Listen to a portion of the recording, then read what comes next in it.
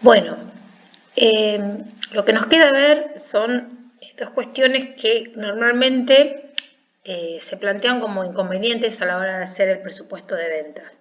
Obviamente, cuando uno realiza el presupuesto de ventas hay millones de combinaciones, infinitas consideraciones que uno puede hacer y distintas alternativas que uno podría elegir.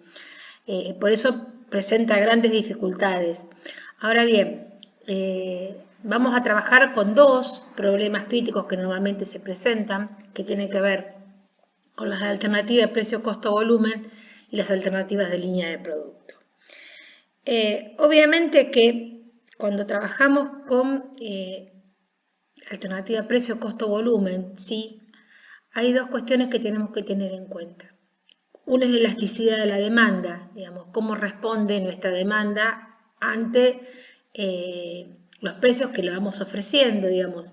Si no tenemos, quizás hasta por línea de producto, quizás haya productos donde la elasticidad sea de una manera y haya productos donde la elasticidad de la demanda o el consumidor reaccione de diferente manera a distintos precios, digamos. Pero en líneas generales deberíamos conocer cómo responde nuestros consumidores a los distintos tipos de precios o cuán sensibles son ante variaciones de precio. Entonces, si compran más, si compran menos y si el volumen varía en base a eso. Y la otra cuestión que tenemos que tener en cuenta cuando estamos analizando esto es la curva de costo unitario. Que obviamente la curva de costo unitario va a variar en la medida que el nivel de producción vaya aumentando, digamos, si yo voy a vender más, voy a tener que producir más. Después vamos a ver cuando hagamos el presupuesto de producción cómo lo podemos estabilizar y cómo podemos jugar un poco con el precio, costo, volumen también. Hoy vamos a ver el tema de, obviamente, algunas cuestiones que están relacionadas sobre todo con precio. Entonces, fíjense, digamos, en un breve ejemplo, si ustedes ven acá en el gráfico, en el cuadro, donde, digamos, están tres alternativas en las cuales aumenta el precio un 10%, en otras aumenta el volumen un 5%, y en la otra hay una combinación y aumentan también los costos fijos. Entonces, lo que va cambiando, sí presten atención al concepto de contribución marginal, que es igual al precio de venta menos el costo variable. Es un concepto que vamos a trabajar bastante, tanto sea acá como cuando trabajamos con línea de producto y cuando trabajemos un poco también el presupuesto de producción.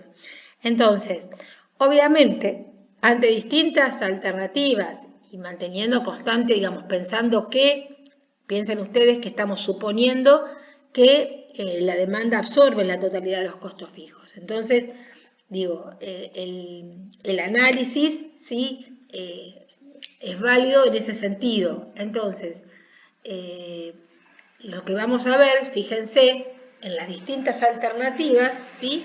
Cómo van variando el tema de las utilidades. Entonces, quizás en la alternativa A, quizás no, en la alternativa A, un aumento de precios sin ningún cambio en el volumen produce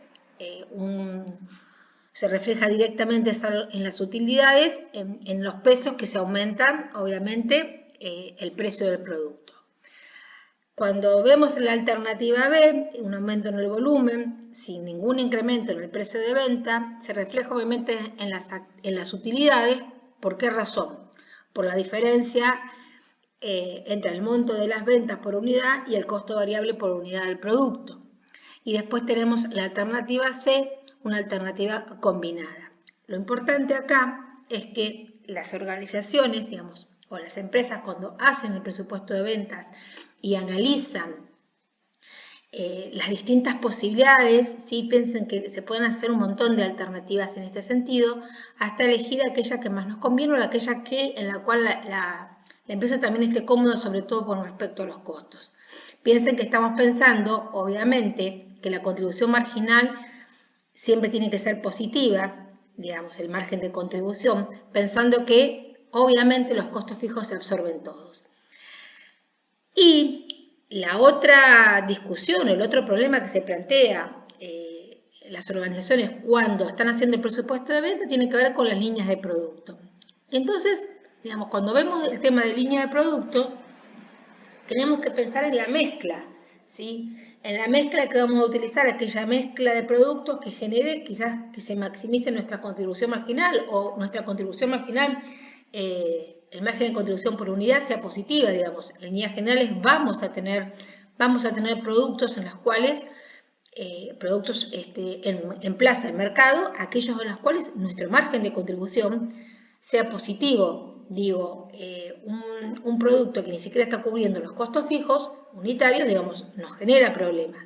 Entonces, piensen ustedes que la organización, la empresa, va a tener que decidir, en líneas generales, qué productos discontinúa, qué productos nuevos, ¿sí? Se van a lanzar, qué innovaciones se va a hacer, y ese marketing mix que nos dice cuál es la mezcla, no sé si óptima, ¿sí? Porque, digamos, vender la mezcla óptima a veces es difícil, pero sí una mezcla que en líneas generales nos dé una mayor contribución. Entonces, el tema del margen de contribución es un tema relevante en términos de análisis para hacer. Digo, digamos, es un estado de resultados, si se quiere, puesto desde otro punto de vista, mirado desde otro punto de vista diferente al que nosotros conocemos como estado de resultados normal, con ventas menos costo de producción igual a costo margen bruto.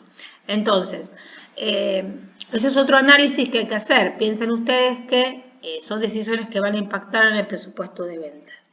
Obviamente, queda un análisis posterior también que tiene que ver con todos los gastos relacionados con el incremento de las ventas. Cuando la empresa crece, en el sentido de que está creciendo en mercado o en productos y los gastos se van para arriba, digo que hay que prestar bastante atención a aquellos gastos relacionados con las ventas, digamos, con la estrategia comercial, que tendrá que ver con los gastos por vendedor, las cantidades de visitas que se están haciendo a los clientes para captar nuevos clientes, digamos, clientes nuevos, y todo ese tipo de gastos que hacen que se vaya un poco para arriba por el propio crecimiento y por la propia necesidad que tiene la organización de poder trabajar en ese sentido.